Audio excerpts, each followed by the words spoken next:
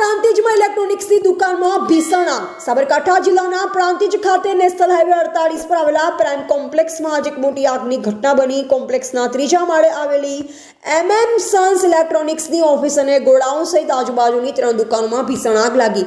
પ્રાથમિક અનુમાન મુજબ આગ લાગવાનું કારણ શોર્ટ સર્કિટ હોઈ શકે. આગ એટલી ભયંકર હતી કે જોતજોતામાં તેણે ઇલેક્ટ્રોનિક્સની ઓફિસ, ગોડાઉન અને અન્ય દુકાનોને પણ ઝપેટમાં લીધી. ઘટનાની જાણ થતાં જ પ્રાંતિજ અને હિંમતનગરની ફાયર ટીમ તાત્કાલિક ઘટના સ્થળે દોડી આવી.